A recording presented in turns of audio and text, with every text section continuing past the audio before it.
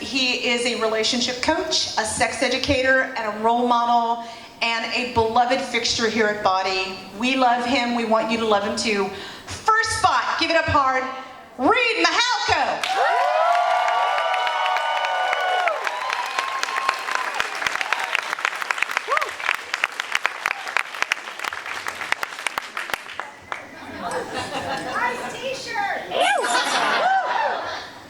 Nice nipples.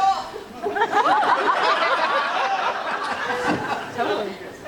No. How many of you have ever been punched in the asshole?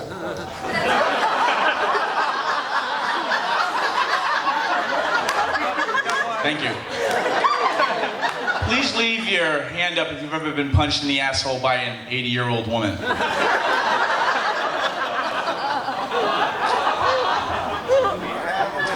I will name names.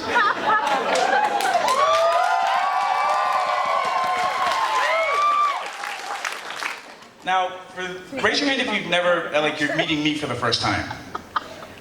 Wow, hi everyone. So in the sex ed world, I'm kind of known as the golden retriever on espresso of sex educators. And raise your hand if you slept with me. I thought there would be more hands. I am a queer polyamorous slut. I'm a sex geek, as clearly labeled, which is my version of flagging. And as I became a sex educator and kind of, became famous for some of the workshops that got me on Montel and whatnot, all of a sudden I was hanging out with my sex ed heroes. Like the people whose books I read, their videos I watched, and all of a sudden I'm hanging out in their homes, kind of talking about sex education and the career of sex education and feminism and orgasms and, positive, pleasure positive, living and rape culture and just talking, geeking out hard. And I am a saphiosexual. Yeah. Which means if you're smart, I want to fuck you. And so I'm hanging out with my heroes and I'm oh. And I'm trying to figure out what's appropriate. How do you hit on your heroes? How do you do that smoothly? Because I was the 7th grader with the Mork and Mindy suspenders and the buttons, and I actually had a t-shirt where I put on the iron-on letters that said Captain Twinkie. And I thought, would you like to play Connect 4 was an adequate pickup line. I had no play then.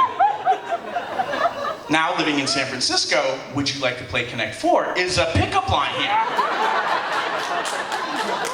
So I'm trying to figure out, how do I hit on my heroes? And early on, I got to meet one of, the greatest of my heroes. Somebody whom in 1968 had their first, controversial art show when I was being born. And I never thought that you could feel creepy into the, I know it's okay, I was a bartender back in college, and I'm watching the 40-year-old guys hit on the 20-year-old waitresses, and I'm that's creepy. And now I'm the 40-year-old guy, and I'm I am creepy. But then all of a sudden I'm in my 20s and 30s, and I'm meeting these people that are in their 60s, 70s, and 80s, and I want to do them, and I'm is that creepy? And no, it's cool! So I meet somebody who has been called the grandmother of female masturbation. Now imagine, if you don't know who it is yet, if you know who it is, don't shout out her name. Imagine if you could take the constitution of a silverback gorilla and a liberal dose of a fisherman on, the world's most dangerous catch. And pour that into, if you've seen Pee-wee's Big Adventure, Large Marge. If you did all that and gave that person a vibrator, that that would be Betty Dodson.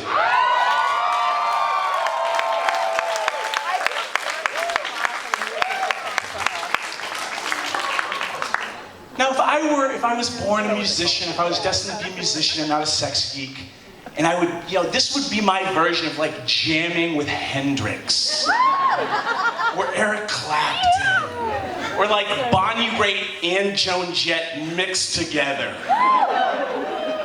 And so I'm sitting there like in the beginning of my friendship with Betty, and I'm like, how do I do it? How do I get in her pants? What's going to be the combination? How do I not fuck this up? Because this is like, if I fuck this up, she's gonna chew me up and spit me out like Godzilla. How do we do this? And so, in a very kind of traditional way, but with email, we set to letter writing. It was kind of like Rilke. Letters to an old feminist. And I courted Betty Dodson. And found out very quickly that she was not into like fancy. She was more into like, where are you gonna stick it and how? Yeah. And I'm like, you dirty feminist woman. And I had to step up and I had to rise to the challenge. And I'm like, no. This is not how we're gonna do this. You're gonna do me. And I set the bait, which was this. And I said, Betty, I'm more interested in you fucking me. And she was like, tell me more. And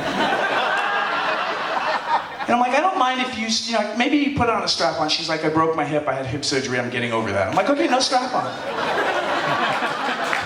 Perhaps your hands.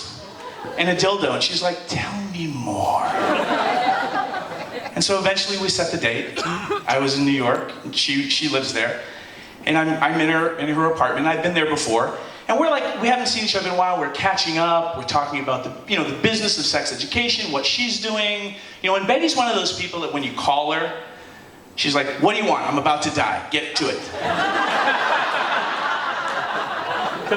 And she has had a prolific life. She was that feminist, the feminist when, in the kind of in the middle of like second wave feminism, and she was like wait, what about our bodies? Like we get to like have orgasms, and we get to fuck the patriarchy literally if we want to. And that pissed off a whole lot of people. And she's like, fuck you. And she's holding, group gatherings in her apartment where they're all buzzing off with, these women like using mirrors and exploring their vaginas, kicking ass. Flash forward, I'm on my hands and knees. And this is all I can think about. I'm in the apartment where it all happened. And I look over my shoulder and there's Betty with her gray kind of faux hawk. Kind of really like a really hot silverback with tits. And she's like starting to fuck my ass. And she's like, you like it like that, don't you? And I'm like, yes. She's like, you want it a little harder? I'm like, yes. And there wasn't any kissing. There was no cuddling. It was like, get on your knees. I'm like, yes. She's like, how much lube? I'm like, yes.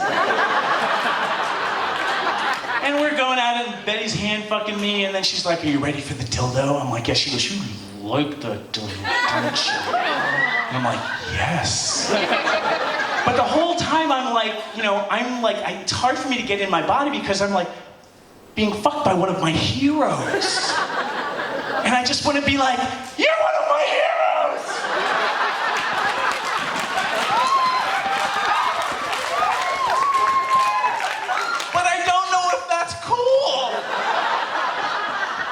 And so now she's got the dildo in my ass, and I'm a progressive man. I can be in my receptive masculine.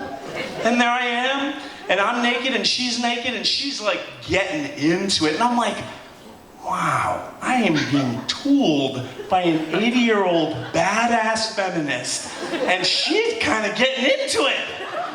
And in that moment, I feel, and I'm like, what the?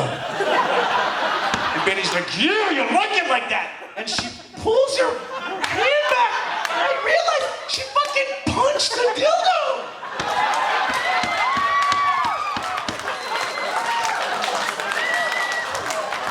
And hard. This is not a, frail 80-year-old woman. This is like a battle axe wielding feminist. And she holds up back and like, no! And to her credit, she's like, are you okay? I'm like, wait, did you just punch me in the asshole?